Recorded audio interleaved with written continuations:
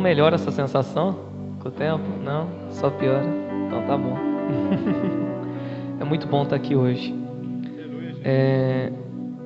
Passado desse mês, eu comecei a minha faculdade de teologia. Foi me dado uma síntese para fazer nos primeiros 15 dias. E o tema da síntese... pode sentar, desculpa. Um dia ainda vou lembrar. E o tema da síntese foi uma coisa que entrou na minha cabeça e ficou. E aí eu catei e falei assim, nossa, preciso preparar uma palavra para o dia 22, eu não sei. E eu catei e sentei, fui folhear a Bíblia, fui estudar aqui, estudo ali, pega um rascunho, pega outro. Tem um bolo de folha lá em casa assim, já usado. Eu acho que eu matei umas 3 árvores essa semana. E eu catei e falei, pô Deus, mas não é uma coisa muito confortável, né? E voltava nesse tema e ficava martelando na minha cabeça. Eu falei, quer saber? Eu acho que é isso. Então, hoje a gente vai fazer uma coisa um pouquinho diferente do que estamos acostumados, tá? Quem não quiser abrir a Bíblia, não precisa, acompanha comigo. Mas vai ser em 2 Samuel 11, uma exposição sobre esse texto. Aqui a gente vai falar primeiro, por qual motivo temos uma Bíblia. A Bíblia foi criada para termos instrução. Então tudo que está escrito nela de algum proveito a gente tira. Tudo que tem aqui é ensinamento para algo em nossa vida. E a gente vai falar hoje sobre Davi. Davi era um homem forte, guerreiro, governador. Começou como ninguém, terminou como um dos grandes. Davi, na sua história, foi um homem segundo o coração de Deus. E eu achei bem interessante falar de Davi nesse contexto, porque isso aqui mostra que até os grandes erram em algum ponto. Começando a leitura, 2 Samuel 11. Decorrido um ano no tempo em que os reis costumavam sair para a guerra, Davi enviou Joabe, seus oficiais e todo Israel. Eles destruíram os filhos de Amon e sitiaram a cidade de Rabá. Mas Davi ficou em Jerusalém. Uma tarde, Davi se levantou do seu leito e andava passeando no terraço do palácio real. Dali viu uma mulher que estava tomando banho. Ela era muito bonita. Davi mandou perguntar quem era. Disseram-lhe, é Betseba, filha de Eliã, a mulher de Urias o Heteu. Então Davi mandou mensageiros que a trouxessem, e ela veio, e ele se deitou com ela. Ora, Betseba tinha acabado de se purificar da impureza da menstruação. Depois ela voltou para casa. A mulher concebeu e mandou dizer a Davi, estou grávida. Davi, aquele homem que expressa justiça desde a infância, aquele homem que foi escolhido desde lá de trás, passou por todo um processo, ele se esquece por um minuto qual era o seu propósito de vida, quem era o seu Deus, qual eram as suas funções, qual eram os seus deveres como homem e como rei. Davi era um homem que deveria ser impecável em tudo, porque acima de tudo ele influenciava pessoas. Davi, ele cede a um desejo da carne. Davi peca contra os seus homens, contra Deus, seu povo, contra o seu testemunho.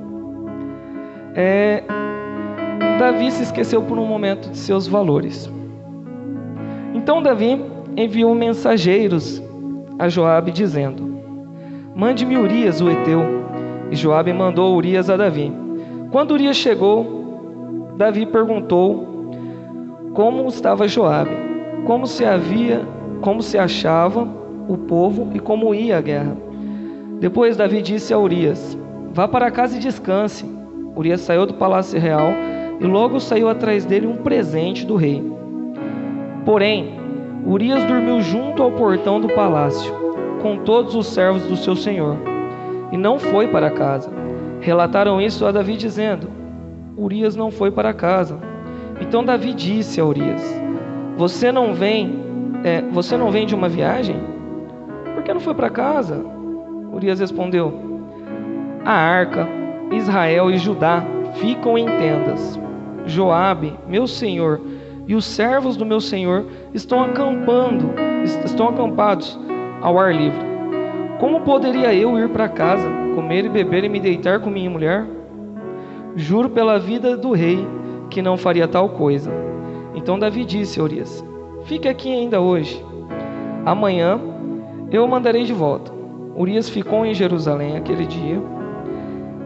E o seguinte: Davi o convidou para comer e beber com ele, e o embebedou. À tarde, Urias saiu e foi deitar-se no seu leito, com a companhia dos servos de seu senhor. Ele não foi para casa. Davi, ele cometeu um erro, e ali não foi a pior parte. O problema não é pecarmos, não é o pecado estar no nosso cotidiano, mas é a forma que nós lidamos com isso. Somos influenciados por desejos pecaminosos todos os dias. Aqui a gente está falando a respeito de uma fornicação, de um adultério, mas não é só sobre isso que é o contexto disso hoje, sabe? Davi, ele ficou num ponto que, ao tentar ocultar o seu pecado, começou duas gestações, de Betseba e do pecado dele. Davi, ele plantou a sementinha, ele foi fecundado pelo pecado, porque naquele momento, ele lutando para poder ocultar o seu pecado, sendo corroído por dentro, seu corpo devia ter borboletas no estômago o tempo todo, né? Cara, eu preciso mandar esse cara para casa, ele tem que deitar com a mulher dele, que o filho vai ser dele. Acabou, a conversa acaba ali, vamos esconder essa história, né? E o pecado dele vai tomando forma. O pecado dele, que antes foi um pecado, acaba começando a se multiplicar aos poucos. Então a gente tem Davi o Grande, em primeiro lugar. Em segundo, conhecemos o Davi pecador. Agora a gente vai conhecer o Davi enganador, onde começa a tentar enganar alguém, começa a tentar ter mais um erro em sua vida. O pecado de Davi começa numa multiplicação, onde seus erros foram gerando mais erros. Pela manhã, Davi escreveu uma carta a Joabe e a mandou por Urias. Na carta, escreveu o seguinte: ponham Urias na linha de frente. O ventilador não está colaborando. Mandou Urias. Na carta escreveu o seguinte: ponham Urias na linha de frente, onde o combate for mais intenso. Depois, deixe-no sozinho, para que seja ferido e morra. Tendo sitiado a cidade, Joabe pôs Urias no lugar onde sabia que estavam homens valentes. Os homens da cidade saíram e lutaram contra Joabe. Alguns dos oficiais de Davi foram mortos, e morreu também Urias, o heteu. Então Joabe enviou notícias a Davi, informando tudo o que havia acontecido na batalha. Deu ordem ao mensageiro dizendo: quando você terminar de contar ao rei os acontecimentos dessa batalha, é possível que ele fique indignado e pergunte: por que vocês chegaram assim perto da cidade para lutar? Não sabiam que eles iriam atirar da muralha? Quem matou Abimeleque foi filho de Jeru-Bezete. Não foi uma mulher que do alto da muralha lançou sobre ele uma pedra de moinho e o matou, em Tebes? Por que vocês chegaram tão perto da muralha? Então você dirá: também morreu seu servo Urias, o heteu. O mensageiro partiu e, chegando, contou a Davi tudo o que Joabe lhe havia mandado dizer. O mensageiro disse a Davi: na verdade, aqueles homens eram mais fortes do que nós, e saíram para lutar contra nós em campo aberto, mas nós fomos contra eles, até a entrada do portão. Então os flecheiros do alto da muralha atiraram contra os servos do rei. Alguns deles foram mortos. Então morreu o seu servo Urias, o heteu. Então Davi respondeu ao mensageiro: diga a Joabe que não encare isso com um mal, porque a espada devora tanto este, e que ele intensifique o seu ataque à cidade até conquistá-la. Quanto a você, encoraja Joabe. Quando a mulher de Urias soube que o seu marido era morto, ela chorou por ele. Passado o luto, Davi mandou buscá-la e a trouxe para o palácio. Ela se tornou uma mulher que lhe deu um filho. Porém isso que Davi tinha feito apareceu mal aos olhos do Senhor. Então, para a gente olhar numa visão panorâmica dessa historinha, a gente vai fazendo uma recapitulação, que eu acho que é melhor para a gente assimilar. Então, tivemos no começo Davi forte, tivemos depois Davi pecador, Davi enganador, e agora a gente tem Davi assassino. O pecado de Davi acaba de nascer. Davi pariu o seu pecado. O pecado dele foi tão bobo de primeira instância em comparação até onde ele chegou. O peso de um adultério é grande, mas tomar uma vida por conta disso. Bastava um homem que era tão íntimo de Deus fazer uma oração, rogar o perdão, pagar o preço que tinha que ser pago, estava resolvido. Podia ele ser envergonhado perante os homens dele, mas aquela sensação de querer ocultar o que fazia de errado era tão grande que acabou virando uma coisa bem maior. Naquele momento, Davi, ele se torna pai de um pecado e de uma criança. Mas que bom que o meu Deus, ele é um Deus que vê tudo. O Senhor enviou a Natã a Davi. Natã foi falar com Davi e lhe disse: havia numa cidade 2 homens, um rico e outro pobre. O rico tinha ovelhas e gado em grande número, mas o pobre não tinha coisa nenhuma, a não ser uma cordeirinha que havia comprado. Ele a criou e ela cresceu em sua casa, junto aos seus filhos. Comia na sua comida e bebia do seu copo. Dormia nos seus braços e ele a tinha como filha.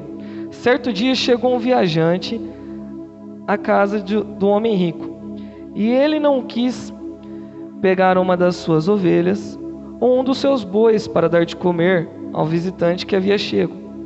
Em vez disso, pegou a cordeirinha do homem pobre e a preparou para o homem que havia chegado.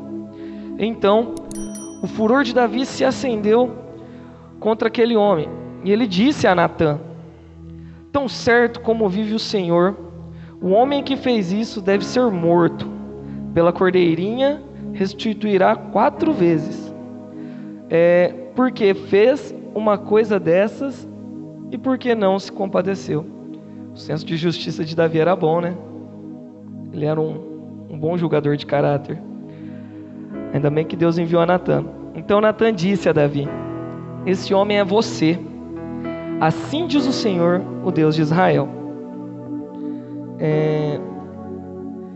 eu o ungi rei sobre Israel, e eu o livrei das mãos de Saul. Eu lhe dei a casa de seu senhor, as mulheres do seu senhor em seus braços. Também lhe dei a casa de Israel e de Judá. E assim, se isso fosse pouco, eu teria acrescentado tais e tais coisas. Por que então você desprezou a palavra do Senhor, fazendo o que era mal aos olhos dele?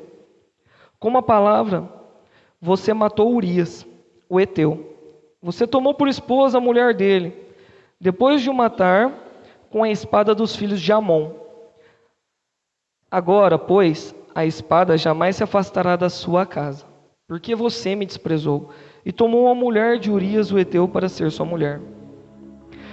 Davi começa a mudar um pouquinho a sua história. O processo de cura de Davi começa ali, na exposição. No momento em que Davi, ele apresenta o seu erro. Mas não foi uma coisa voluntária.